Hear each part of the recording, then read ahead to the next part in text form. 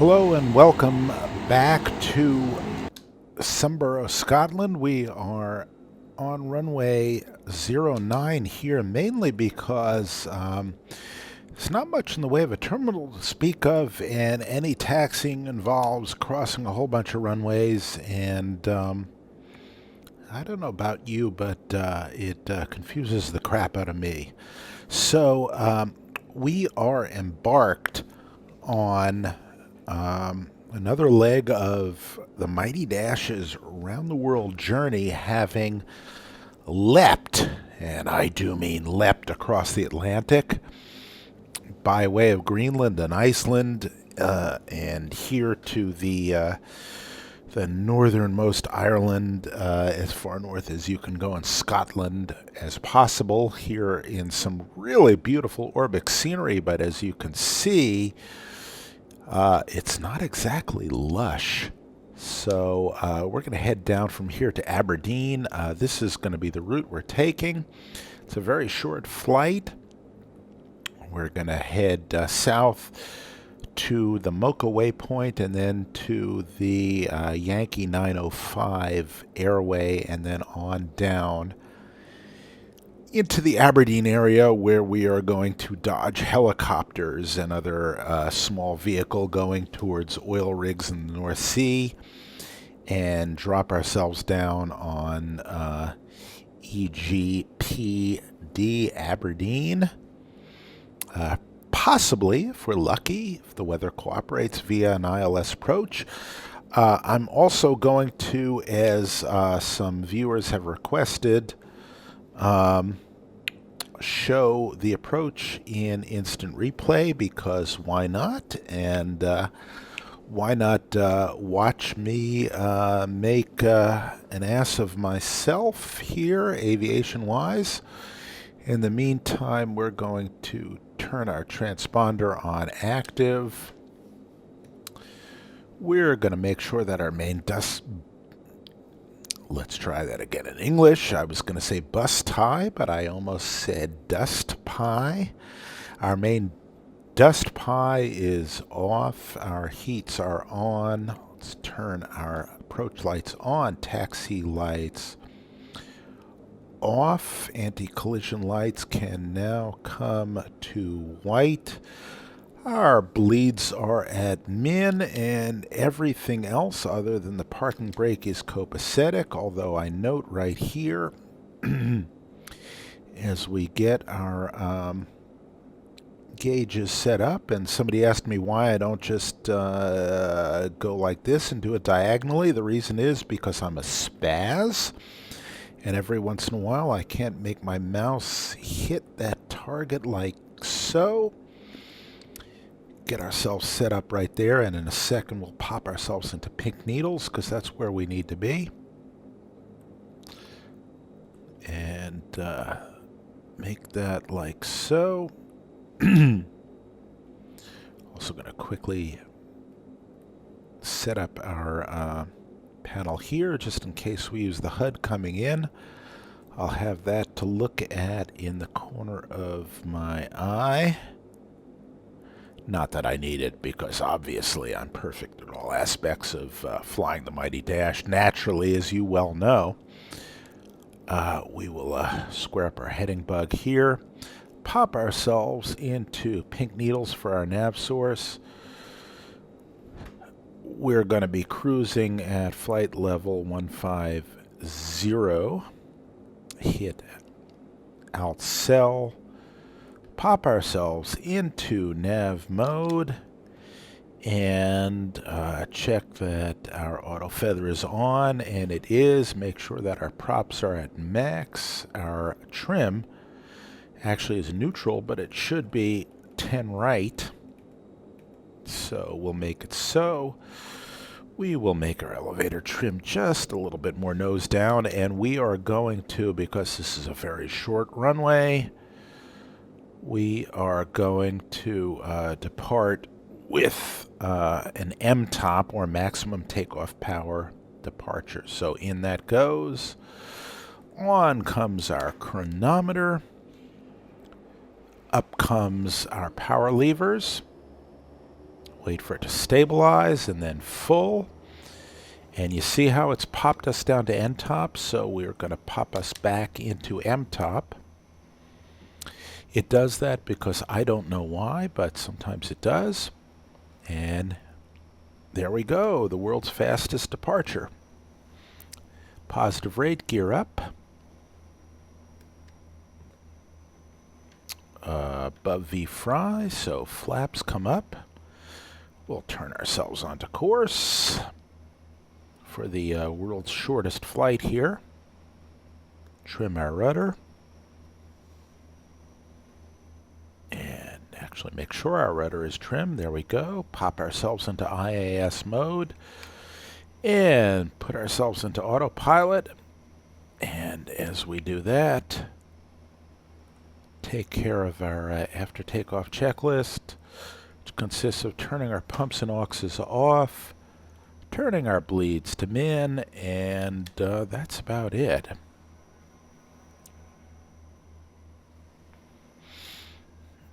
Confirming that we're coming to our right course and keeping an eye out for icing, which is almost certainly going to happen here.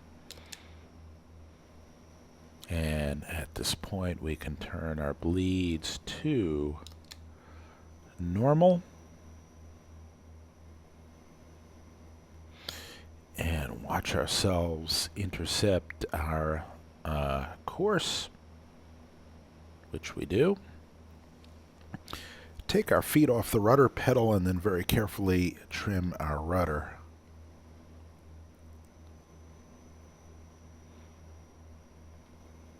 And because we're above the UK transition altitude, which is 5,000 feet, we'll set standard on our altimeter.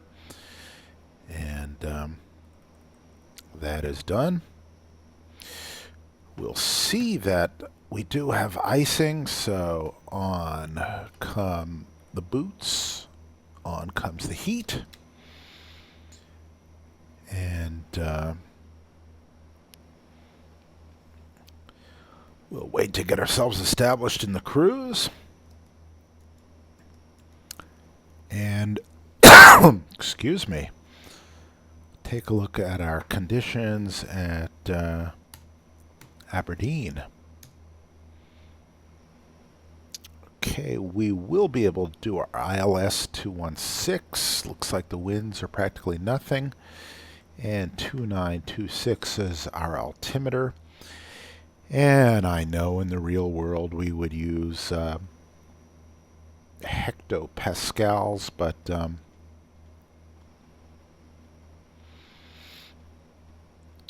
we're stubborn, so we'll use inches of mercury.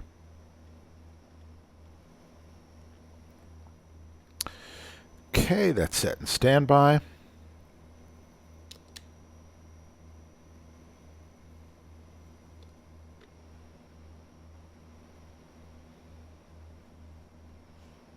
Props can come back to max climb. And as we fly south, the day will get just a little bit longer, thank goodness. Because flying in twilight all the time was kind of a bummer.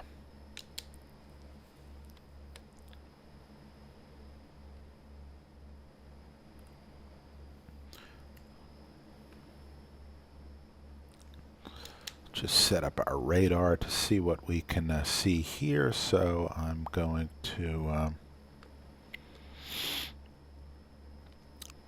pop the left side display into nav and then turn our radar to on and then come up to the left side display and turn it from terrain to WX, and we will let that do its thing. In the meantime, we're coming up on cruising altitude, so back come the props to max cruise.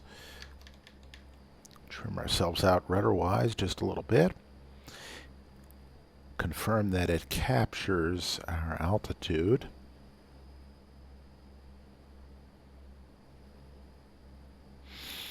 And watch it pick up speed.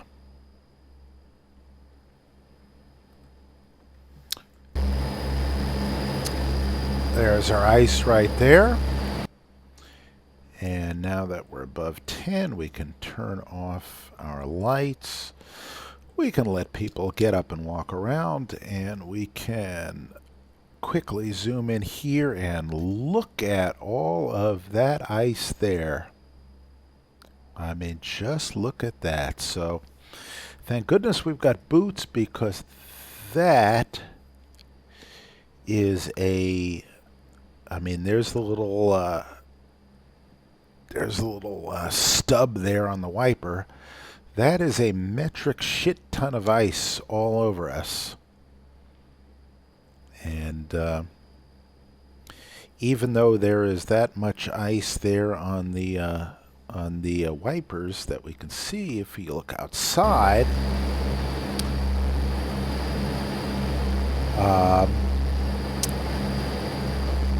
you'll see that the boots are doing their job. So that much is cool. Thank goodness. Because otherwise we would be in a world of hurt. All right, now that we're at cruising altitude for the very short period of time, we're going to plan our descent.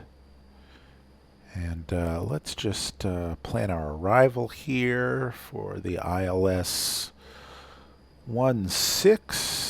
That no link is for our missed approach, so that's cool. And let's find our first constraint, 2500 at FI 16, and the sleet seems to be hitting us.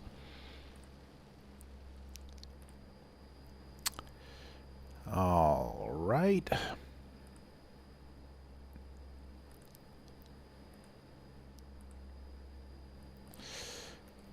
And that should do us.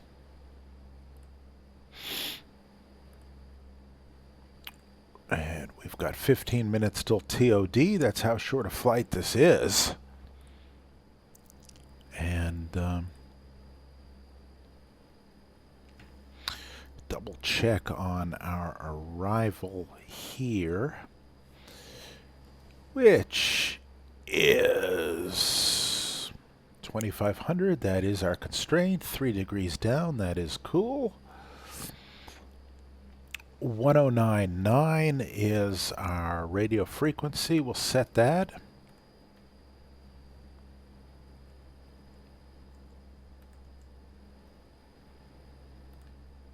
And we'll set that on both sides,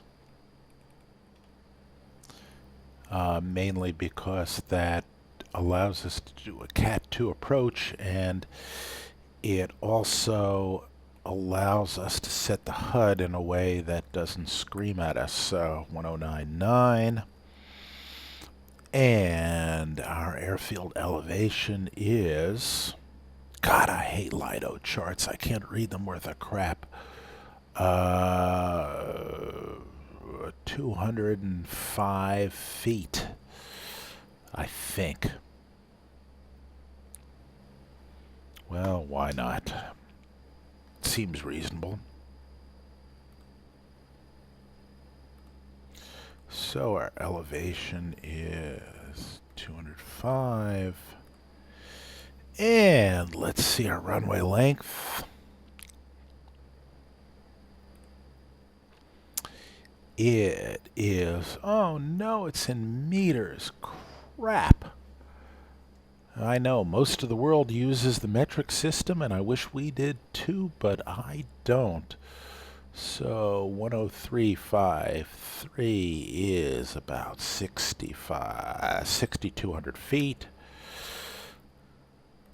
So we'll make it 6,200. And we will lament the fact that we don't work in a very simple decimal-based system like the metric system, but it's our own stupidity. Come off the power a little bit and check our rudder trim a bit too. We're just below barber pole speed. 9 whole minutes into the flight, and we're almost done with it. Let's just check where we are with top of descent, 12 minutes away. There's our TOD right there.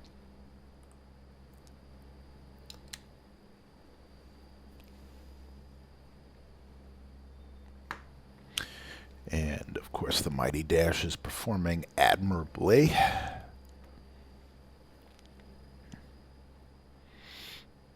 So open up our vents here just in case I have to look out that window.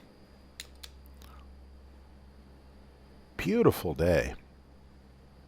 Fabulous day for flying weather-wise. Sandwiched in between layers of clouds. Let's see what the radar has to say. Okay, there's nothing threatening. What we can do is tilt down the weather radar just a few degrees just to see if there's anything on our descent path that warrants attention, and at the moment there is nothing. Just a whole lot of goodness here. The sun reflecting off the North Sea. The clouds, as always, courtesy of Rex Soft Clouds, and the weather courtesy of Active Sky Next. And understandably, they don't call it Active Sky Last or Active Sky Old. They're nothing if not forward-looking.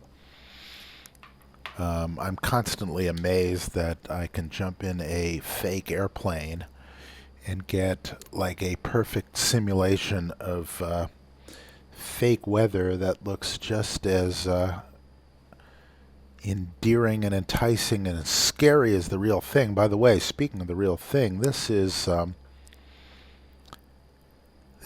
ice here on the first officer's right-hand windshield, which does not have a de-icer as the captain's side does. So I guess it's good to be king. And ice is still detected, and as we look outside,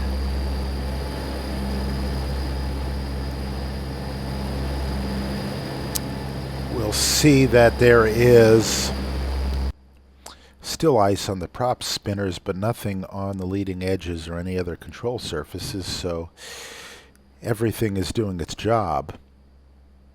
And our fuel burn is good. We don't have a lot of fuel on board, but that's because we don't have a long trip.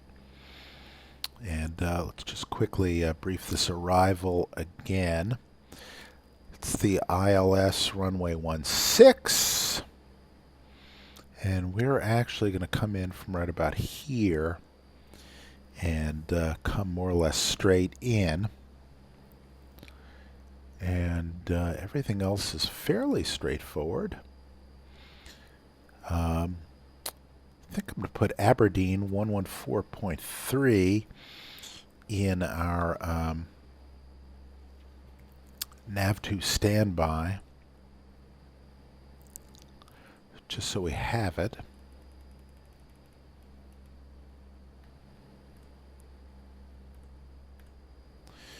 And let me see if I can work this. Well, we'll use the DME for this because that's the one we're supposed to be using.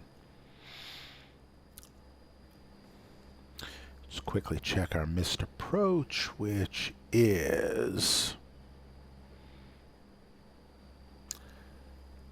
Again, I hate reading Lido charts because they're different.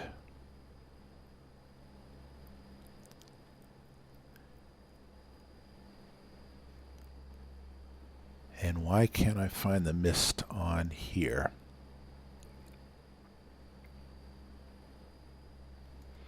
Let's see, the mist is to Aberdeen and then hold inbound 161. All right. Can't find an altitude though. 2,500. Okay. So it's basically the same altitude we go in on.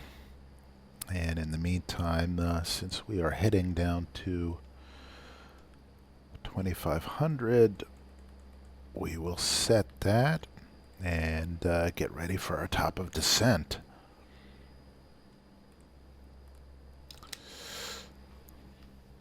The little idiosyncrasies of working outside the United States are fun and interesting and vexatious. And anyone who is outside the U.S. who's a subscriber or a viewer will no doubt weigh in. And I've already heard about how transition altitudes are different, and of course they are.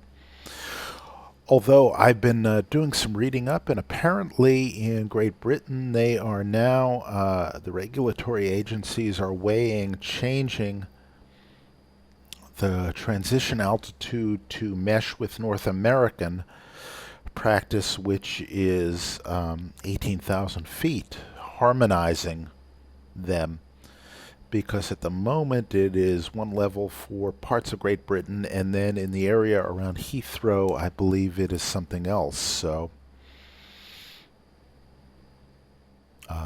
they're talking about harmonizing it all to 180, and to tell you the truth, it really, from a practical standpoint, it doesn't matter one single bit. It only matters that everybody's working off the same page. So you know, any talk about differences in ATC or radio terminology or transition altitudes or anything else, really, when it comes right down to it, doesn't matter. The only thing that matters is that everybody who's operating in a given airspace knows the shared rules and regulations and abides by them. And other than that, it doesn't matter one single bit. So, the moment we're the mighty dash, so naturally we make our own rules. And just checking the radar here, we've got some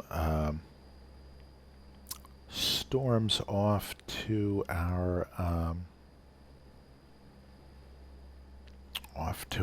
east, but we're going to be good coming into Aberdeen. And again, because subscribers have demanded it, we're going to do an instant replay of the landing. So I'm starting to get jitters, you know. When I was a lot younger, I was in amateur dramatic productions, if you can imagine that, and I always used to get a little bit nervous, and then once I went out on stage, those jitters went away, but who knows about now? We'll see. It's been a long week of non-flying work, and getting a little bit rusty, so who knows? There's our top of descent, which happens to be about 20 miles from here.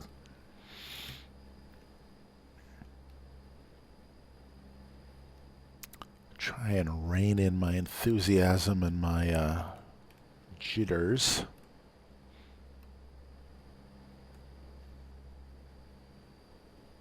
Top of descent in 3 minutes. Just make a few minor checks here. We'll seat the passengers. And we can turn on. Well, let's see. Is there still ice detected? Yeah. Keep the boots on.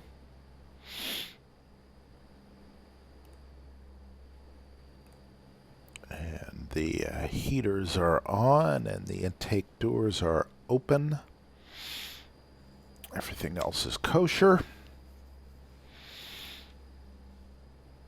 And in just a few minutes, as we make our approach, yours truly will pretend he knows how to fly, which after this week, I make no guarantees. So 2926 is in the standby, and it is.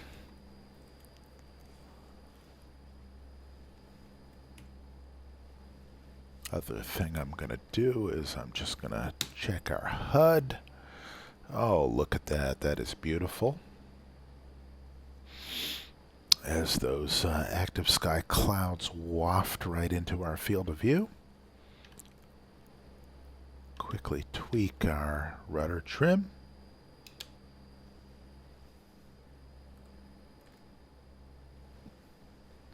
And as if by magic, VNAV shows up. We will set VNAV for our mode of descent. Cough briefly. Excuse me. And actually set an MDA as well while we're at it. Is 490.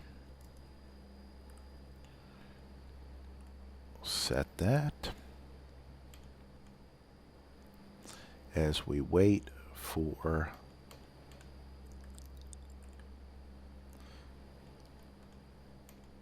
our vertical deviation indicator to start to wander in.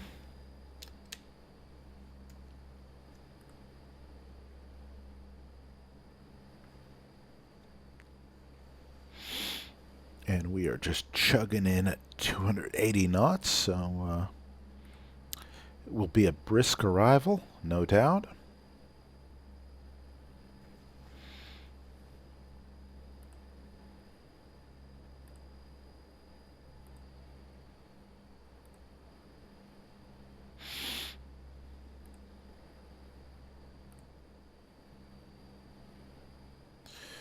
And for some reason, after Pedix, I don't have the rest of our arrival, which is not good.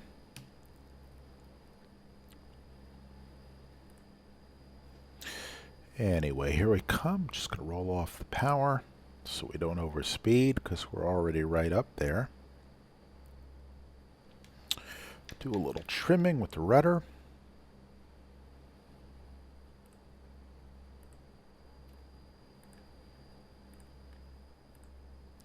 Check our arrival. It all looks fine, so we'll see if it is fine.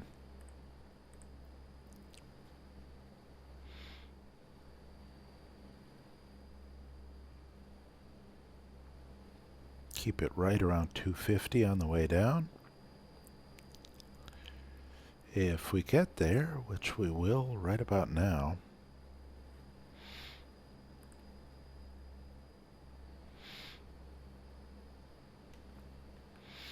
square up our heading bug just out of hygiene. Take a look. Again, the wind is almost nil, which is crazy. And the pressure is still at 2926. So, all right. We could fly this thing in a hang glider.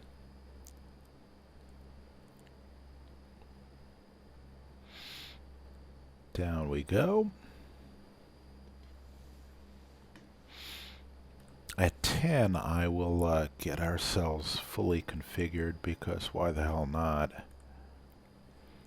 And I still don't know why we're not set up for an approach here, so.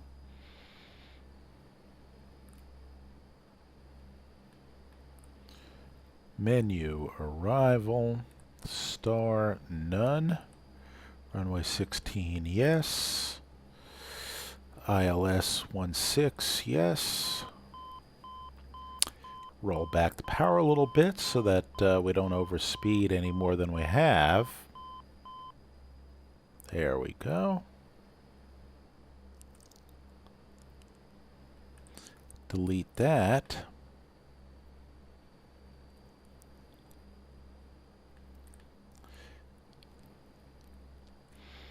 And at the moment, we're without a VNAV path, but that's okay.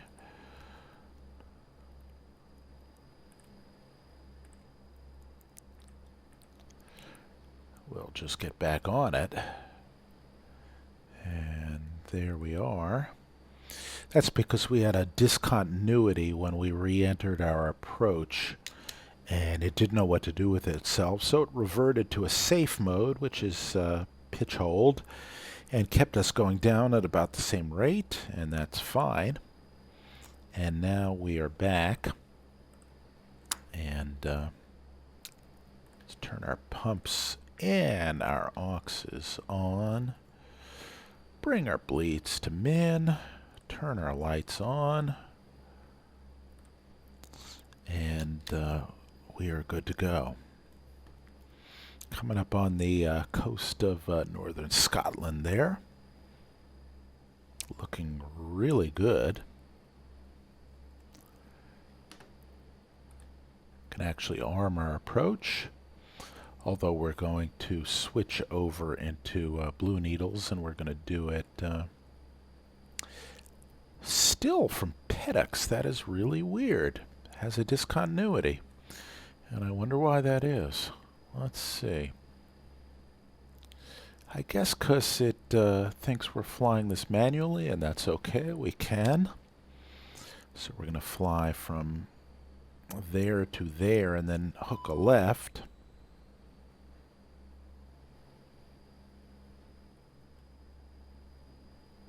And that's all quite okay.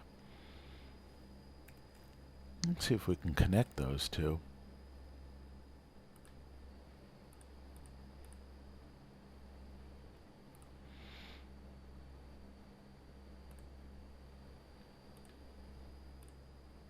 Ah, now we've got it connected. Okay.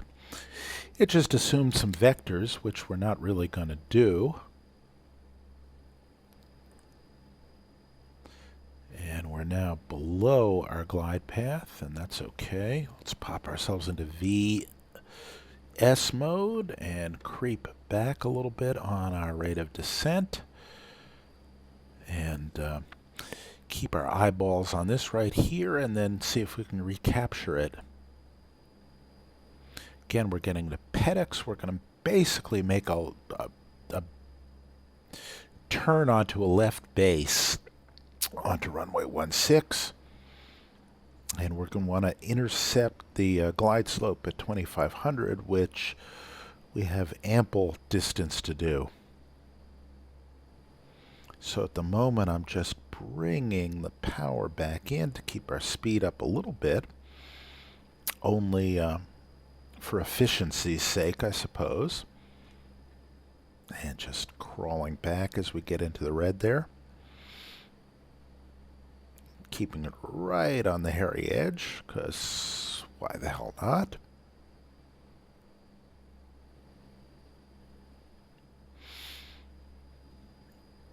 And we're about 30 miles from the field, but we're going to be coming along from the north. And we'll fly the ILS, and then as you, my subscribers, have wished, you'll get to see it all in glorious instant replay, which should be ugly enough for anybody. All right, just staying below barber pole speed here. We're below 10,000. We can set ourselves to airfield altimeter, which is 2926, if I'm not mistaken.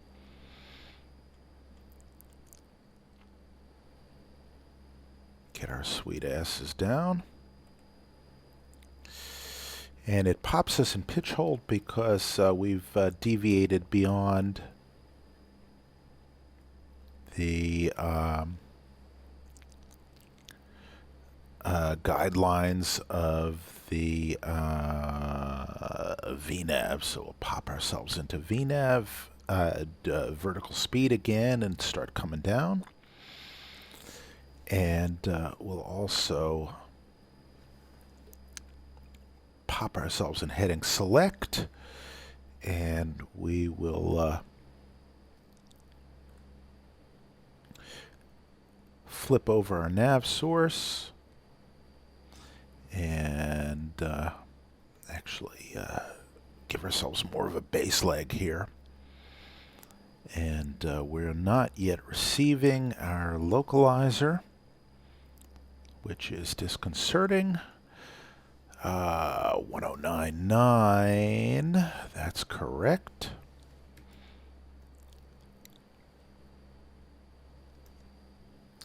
So we will wait for that to come in, and that is, our course should be 161.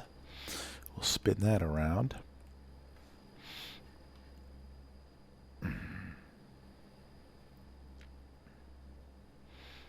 And if not, we may wind up flying a visual approach here, which will be quite okay, but there we go. Okay, there's our localizer. So we will get ourselves on an intercept course there.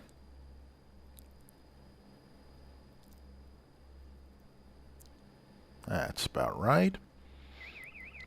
We'll slow ourselves below 200, get out our first notch of flaps, check our V speeds, put those in. There we go. Make our V app 117. There we are. Okay, first notch of flaps comes out. We'll set ourselves up for a reduced noise profile landing, and that is done. We'll set our bleeds to min, and they are.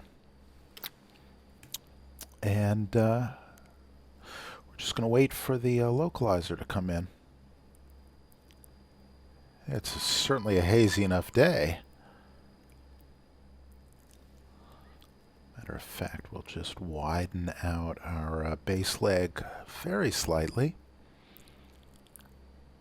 It's going to make the intercept a little bit more acute, but on the other hand, it will keep us far enough outside the field so that we're not diving and driving in. Okay, all is well. Going to get ready to drop our gear in a second. I'm also going to pop ourselves into nav mode, which will acquire the localizer in 1 second. In the moment, I'm just sort of tweaking our power levers so that we don't get too much slower than that. Keep it right about there. And again, we're just basically watching for the blue needle to start moving.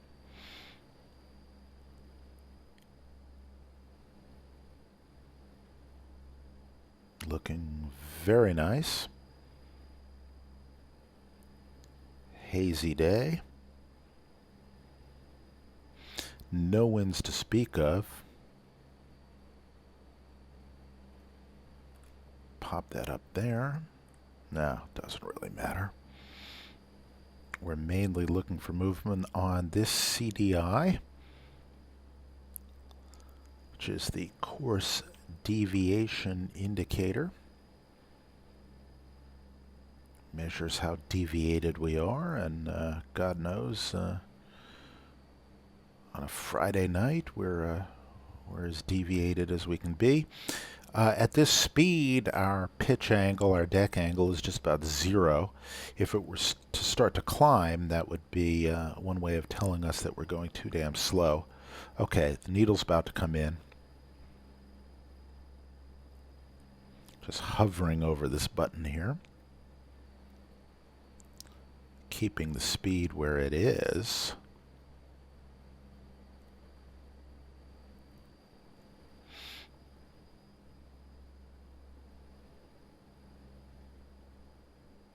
And I'm going to keep our altitude where it is in the window, because that's our missed approach altitude, which we're not going to fly because we are emotionally committed to this approach. Again, no sudden changes in anything at this point. As you'll see, the idea is slight amounts of power to change our rate of descent, very slight pitch changes to change our speed. And other than that, a big fat nothing. There are so many approaches in the Mighty Dash I see that go awry because people just are yanking everything all over the sky, and they really shouldn't be. Waiting for that needle to move.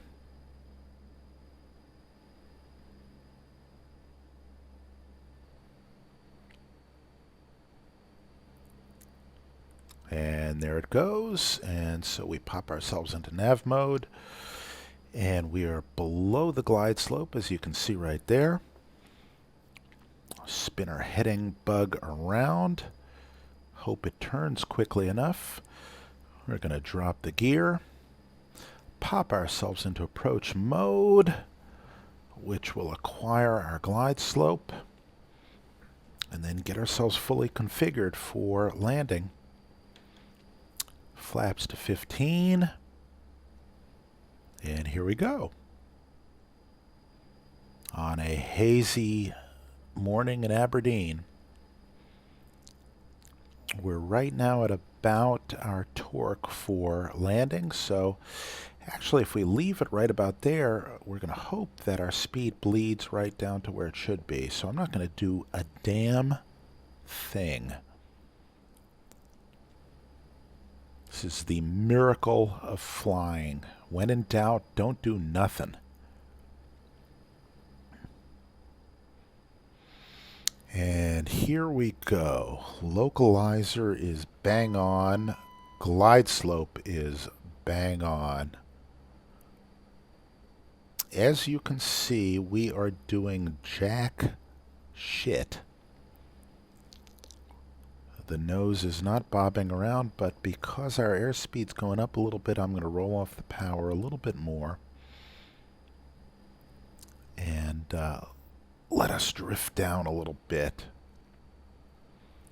I can see the pappies off in the distance. Not going to do anything at all. What I will do is I will take out the autopilot and we'll fly this, and so you can see how little I'm going to do.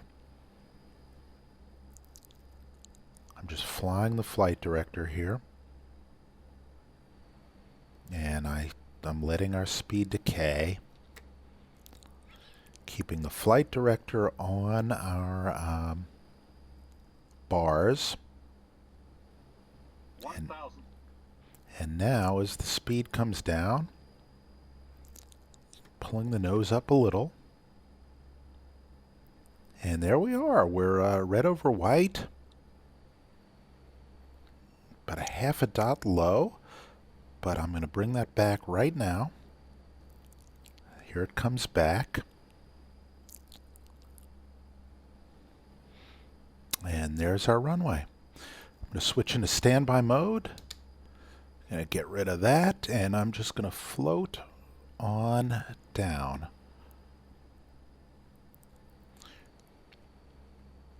And if you glance down at the glide slope, you'll see it's right on, and the localizer is right on. And we're not going to do anything. And that's part of the secret, is when in doubt, do nothing. Our speed is good. Our azimuth is good. Got a little bit of a crosswind from the right. Just going to let ourselves come down a little bit and drift over to the right.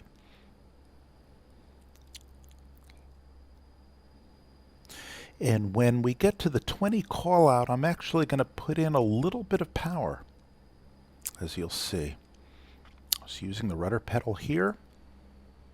A little bit high, but we'll just drop down. There we are. Minimums. And we're landing. Just trying to keep the center line with my rudder pedals. Perfect. 50, 40, 30. In comes the power, and off comes the power. And there we are. 100 feet per minute. And on the brakes. And I'm just going to roll out to the end. And that's it. And now, because my loyal subscribers want to see it, though I don't know why, I certainly don't, is we'll watch the approach again. Do 90 seconds of it. We'll watch it from the tower. There we are. And as you can see, there are no drastic changes to anything. Wow, that's loud.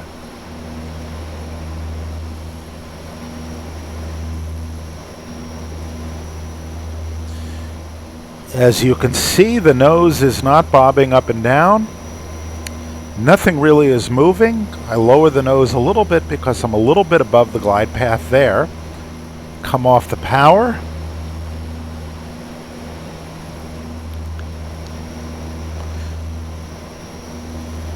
And down we go.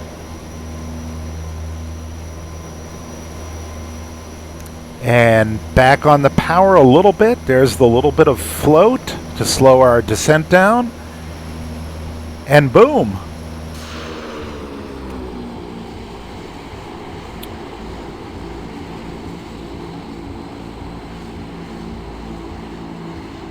That is it.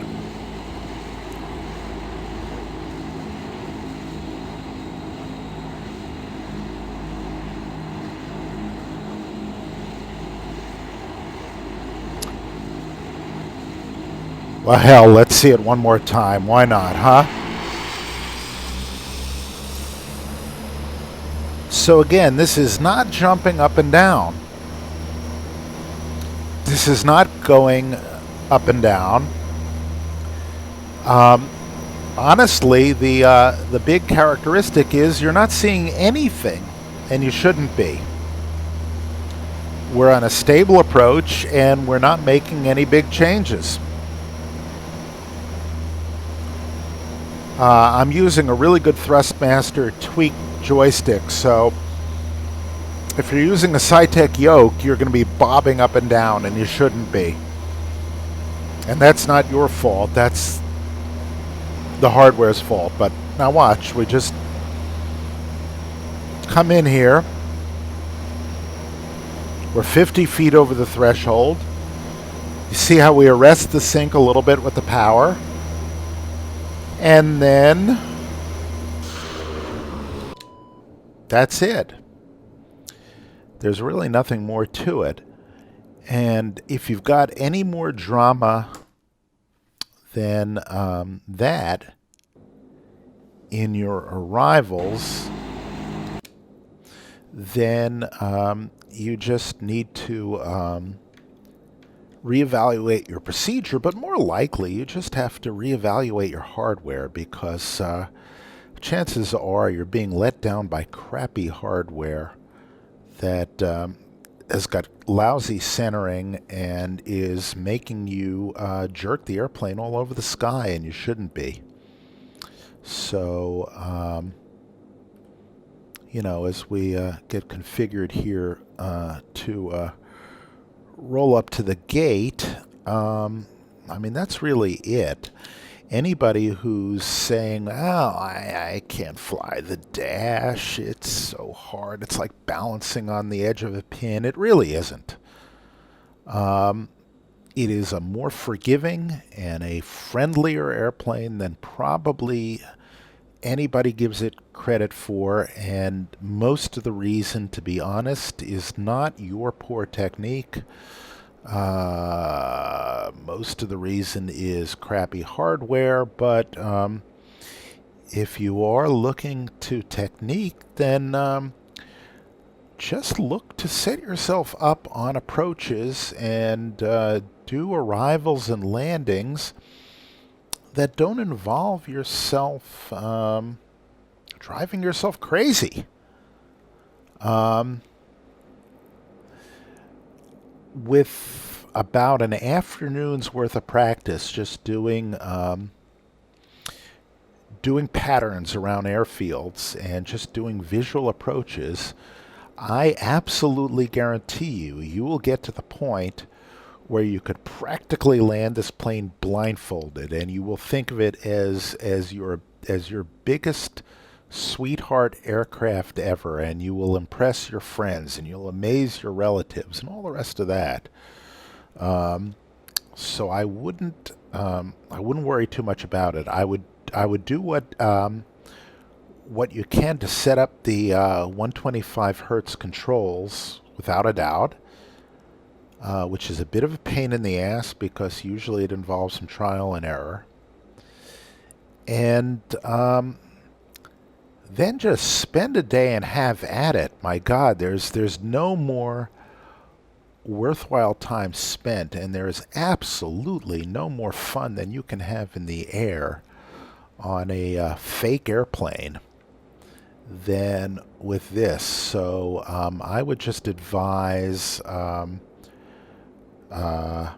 to do it, and then do it and do it and do it some more, because you'll be rewarded, and people will think you're God's gift to virtual aviators, when in fact you're just flying a really good plane well. So anyway, with that, as we taxi to the gate here at Aberdeen and get ready to fly, I think, to Southampton, I think is where we're going next. Thank you so much to everyone for watching, and thank you, as always, for the tips and the advice and the compliments and the inside jokes and all the rest of it. Thanks for all of it. I'm just going to see that guy up there who's walking around sort of aimlessly, and I'm going to try and run him down. And